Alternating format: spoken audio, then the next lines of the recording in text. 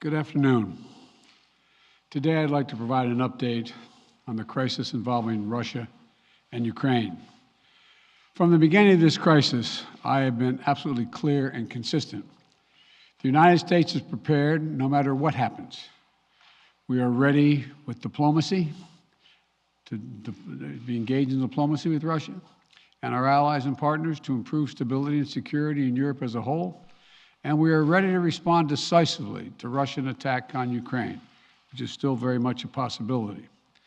For all the events of the last few weeks and months, this has been our approach, and it remains our approach now.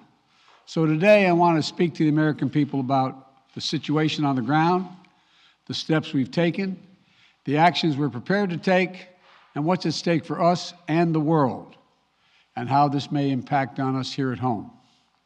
For weeks now, together with our allies and partners, my administration has engaged in non-stop diplomacy.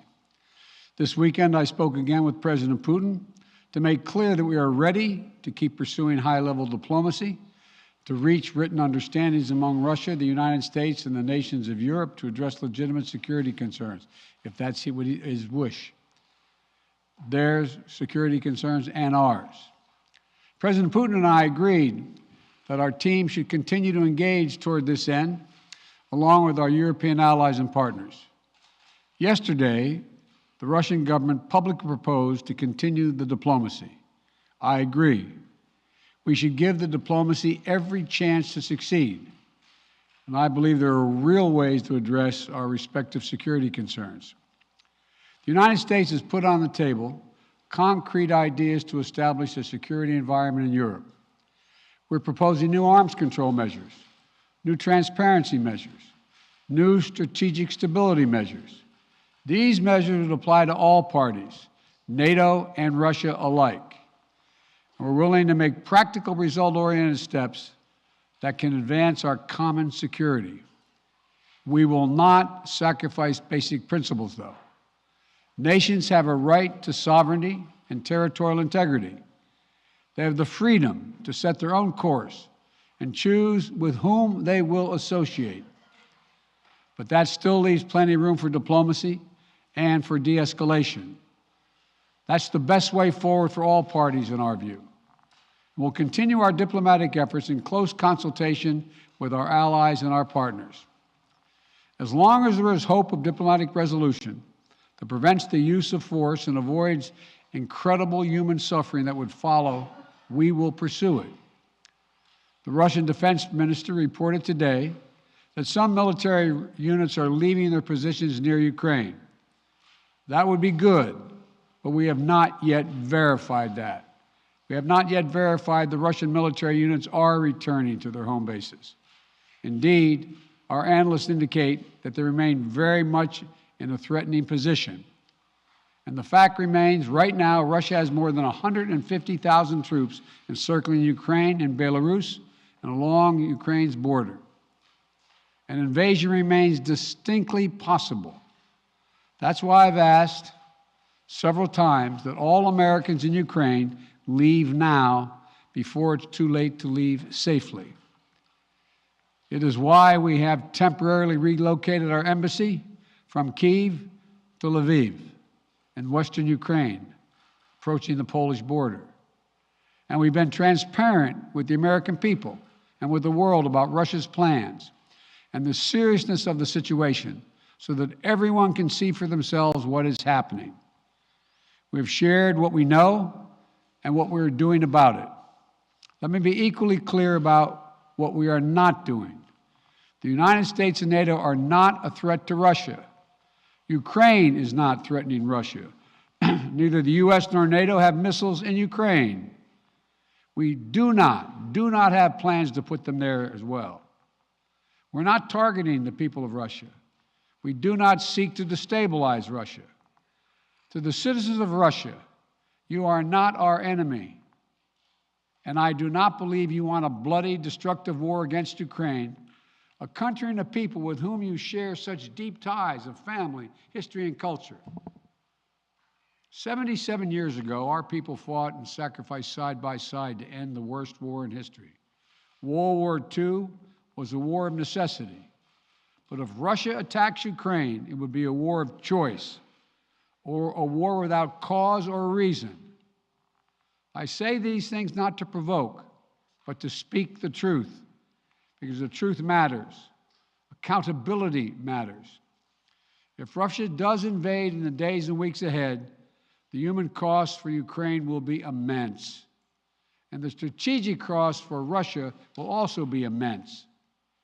If Russia attacks Ukraine, it'll be met with overwhelming international condemnation. The world will not forget that Russia chose needless death and destruction. Invading Ukraine will prove to be a self-inflicted wound. The United States and our allies and partners will respond decisively. The West is united and galvanized.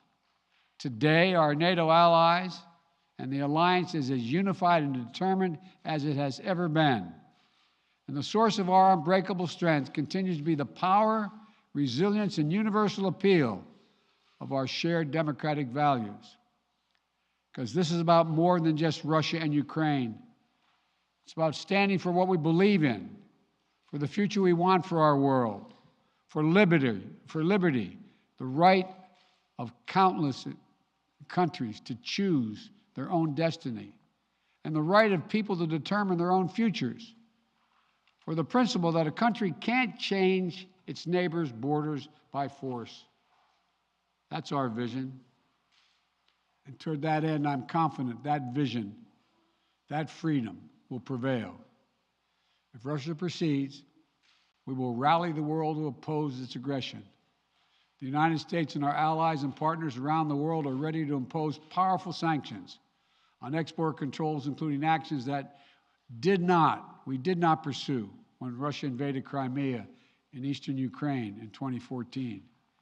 We will put intense pressure on their largest and most significant financial institutions and key industries. These measures are ready to go as soon and if Russia moves. We'll impose long-term consequences that will undermine Russia's ability to compete economically and strategically. And when it comes to Nord Stream 2, the pipeline that would bring natural gas from Russia to Germany, if Russia further invades Ukraine, it will not happen. While I will not send American servicemen to fight in Ukraine, we have supplied the Ukrainian military with equipment to help them defend themselves. We provided training and advice and intelligence for the same purpose. And make no mistake, the United States will defend every inch of NATO territory with the full force of American power. An attack against one NATO country is an attack against all of us. And the United States' commitment to Article 5 is sacrosanct. Already, in response to Russia's buildup of troops, I've sent additional U.S. forces to bolster NATO's eastern flank. Several of our allies have also announced they'll add forces and capabilities to ensure deterrence and defense along NATO's eastern flank. We will also continue to conduct military exercises with our allies and partners to enhance defensive readiness. And if Russia invades, we'll take further steps to reinforce our presence in NATO, reassure us for our allies, and deter further aggression. To be clear, if Russia decides to invade, that would also have consequences here at home. But the American people understand that defending democracy and liberty is never without cost. This is a cause that unites Republicans and Democrats. And I want to thank the leaders and members of Congress of both parties who've forcefully spoken out in defense of our most basic, most bipartisan, most American principles. I will not pretend this will be painless. There could be impact on our energy prices.